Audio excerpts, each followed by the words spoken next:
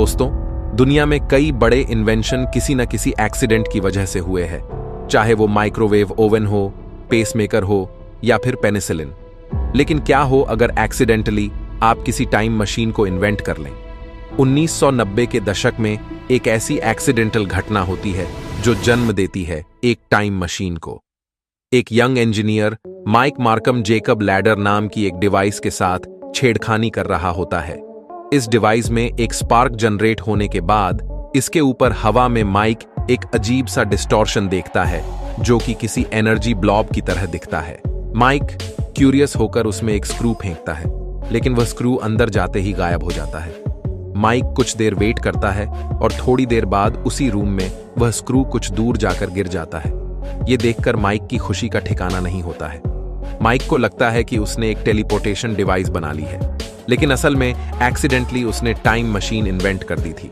लेकिन इसके बाद कुछ ऐसी घटनाएं होती हैं जिसके बाद Mike Markham time travel mystery का सबसे बड़ा रहस्य बनकर रह जाता है, जिसे देखकर वैज्ञानिक भी दांतों तले उंगली दबाने को मजबूर हो जाते हैं। इस वीडियो को देखने के बाद आप भी हैरान हो जाएंगे। इस घटना की शुरुआत होती है आज से 30 साल पहले 1995 में, जब अमेरिका में माइक मार्कम नाम का एक इंजीनियर जेकब लैडर प्रोजेक्ट पर काम कर रहा होता है। एक डिवाइस जिसमें 2 मेटल रोड नीचे एक दूसरे के पास होते हैं और ऊपर जाते वक्त उनके बीच की दूरी बढ़ जाती है, जो कि एक क्लाइंबिंग इलेक्ट्रिक आर्क को प्रोड्यूस करता है।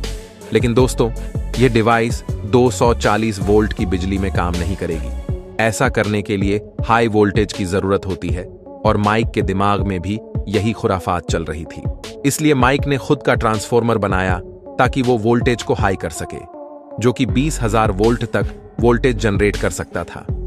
माइक ने अब जेकब लैडर को अपने ट्रांसफॉर्मर से कनेक्ट किया और साथ ही इसमें लेजर को कनेक्ट किया ताकि वह सराउंडिंग एयर को हीट कर सके, जिससे एक कंटिन्यूअस आर्क जनरेट हो सके। इस प्रोसेस में माइक ने इस लैडर के ऊपर एक स्ट्रेंज चीज देखी। माइक ने देखा कि उसकी डिवाइस के ऊपर 8 इंच बड़ा एक अजीब स्फीयर जैसा कोई एनर्जी ब्लोब है। माइक ने सोचा कि शायद यह डेंजरस हो सकता है, इसलिए टेस्ट करने के लिए उसने उसमें एक मेटल स्क्रू को फेंका। लेकिन वह देखता है कि वो स्क्रू अचानक गायब हो जाता है। ये देखकर माइक घबरा जाता है और सोचता है कि शायद यह स्क्रू वेपराइज हो गया होगा। पर कुछ ही सेकंड्स बाद वह स्क्रू रूम में काफी दूर जाकर गिरता है। माइक ने कई बार इस स्क्रू को इस एनर्जी फील्ड में फेंका और हर बार यह गायब होकर दूसरी जगह अपीयर होने लगा। इस तरह कई टेस्ट करने के बाद इस जेकब लैडर के कंपोनेंट ओवरहीट होकर बर्न होने लगते हैं।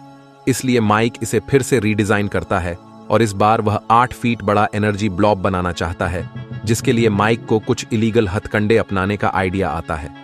दोस्तों, माइक को अपने एक्सपेरिमेंट को बड़ा करने के लिए काफी ज्यादा हाई पावर की जरूरत थी, यानी कि काफी बड़े ट्रांसफॉर्मर्स की, जिससे वो 50,000 वोल्ट तक जा सके। माइक को यह खबर थी कि न्यूयॉर्क में king city Missouri power company में 16 इंडस्ट्रियल ट्रांसफॉर्मर्स यूं ही पड़े हैं जिनका कोई यूज नहीं हो रहा।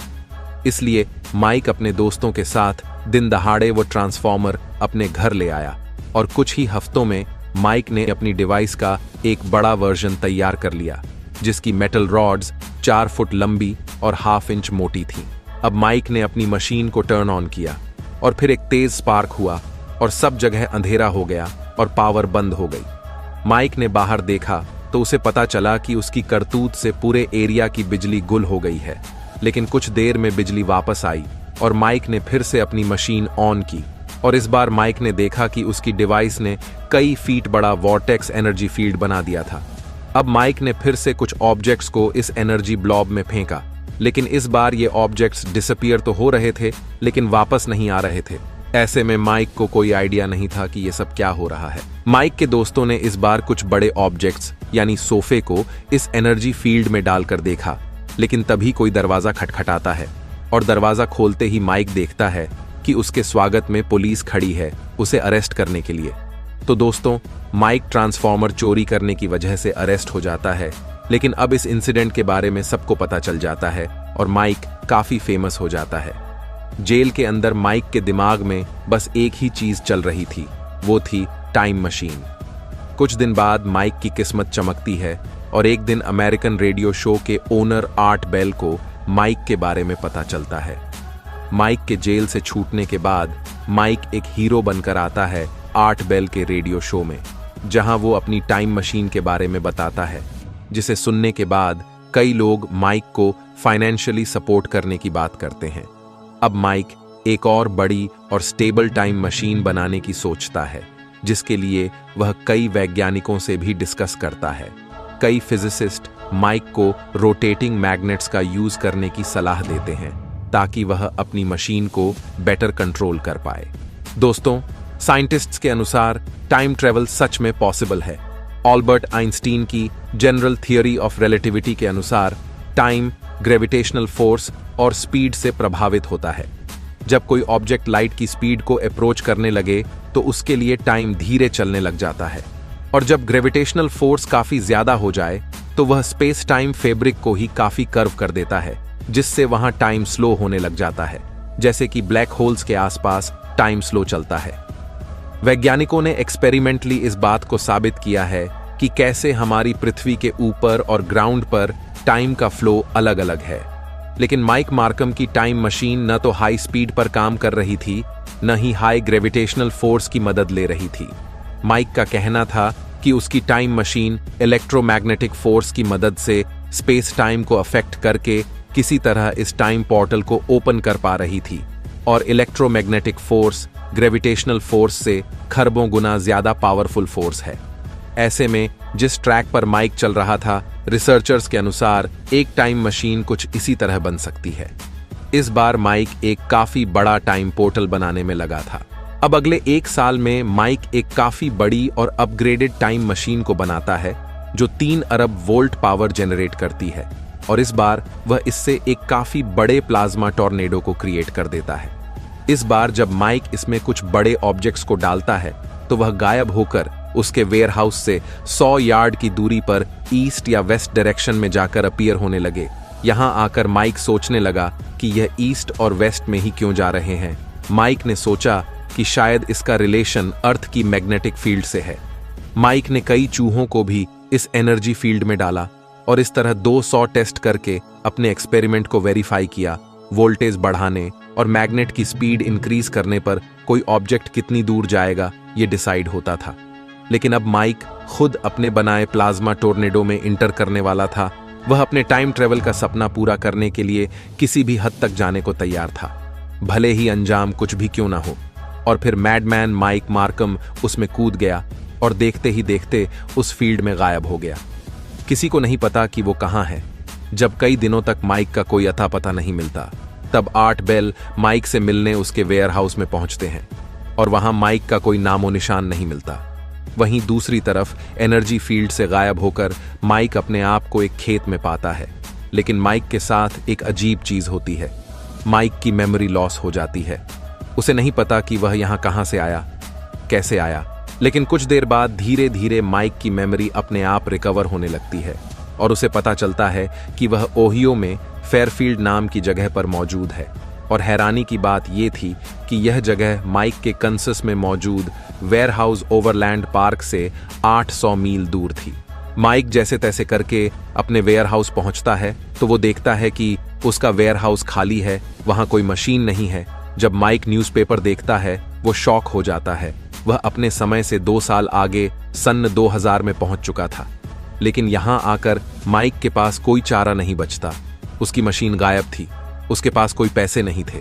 बस उसे याद था कि उसे वापस मशीन कैसे बनानी है, और थक हार कर माइक के पास एक ही ऑप्शन बचता है, यानी आर्ट बेल से कांटेक्ट करना। माइक आर्ट बेल के शो पर फिर से आता है और लोगों को अपनी टाइम ट्रेवल घटना के बारे में बताता है, और लोग इस बार फिर से माइक को फाइनेंशियली सपोर्ट करने के लिए रेडी होते हैं। अब माइक फिर से अपनी मशीन को बनाने की सोचता है, लेकिन उसके साथ एक प्रॉब्लम खड़ी होती है। मशीन के बनाए एनर्जी फील्ड में कोई मेटल ऑब्जेक्ट नहीं जाता है। वह या तो तुरंत वापस रीअपीयर हो जाता है या कोई न कोई एक्सप्लोजन हो जाता है।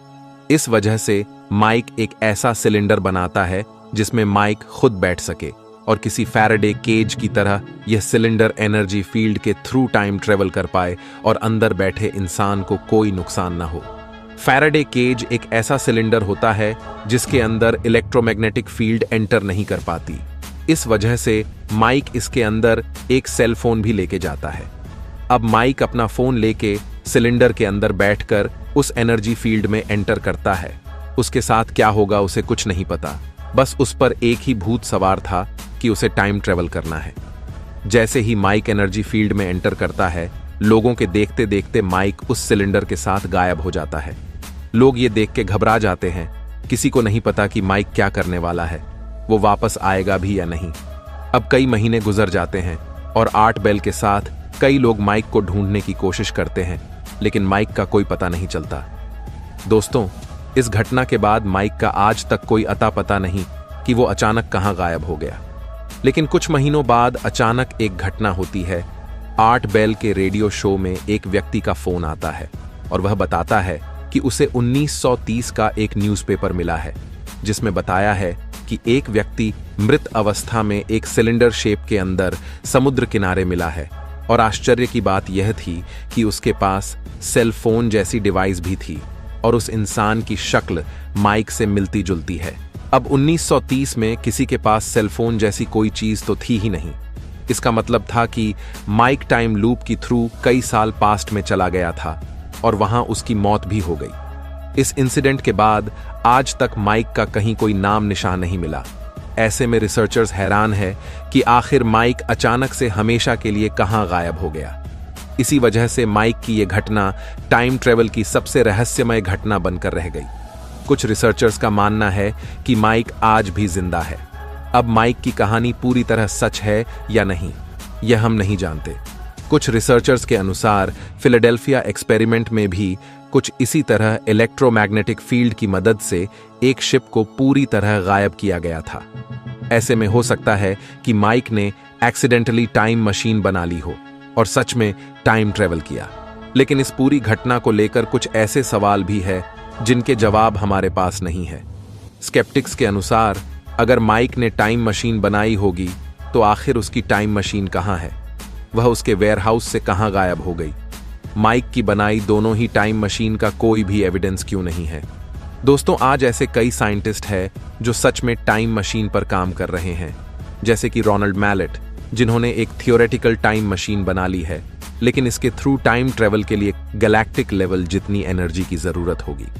स्केप्टिक रिसर्चर्स का सवाल है कि माइक ने इतनी कम एनर्जी में टाइम ट्रेवल किया हो, यह बात साइंटिफिकली इनकरेक्ट है। ऐसे में यह घटना अपने आप में एक रहस्य बनकर रह जाती है कि आखिर माइक के मशीन ने इतनी कम एनर्जी में टाइम पोर्टल कैसे खोल दिया। अब सच्चाई क्या है, ये तो टाइम ही बताएगा। ऐसे में दोस्तों, इस घटना को लेकर आप क्या सोचते हैं? क्या टाइम ट्रेवल सच में पॉसिबल है? अगर हाँ, तो फ्रीक्वेंट टाइम ट्रेवलर्स हमारे टाइम में आते हुए क्यों नहीं दिखते? कमेंट में जरूर बताएं। मैं मिलता हूं आपसे किसी अगले वीडियो में। तब तक के लिए ब्रह्मांड की मिस्ट्रीज में घूमते रहिए।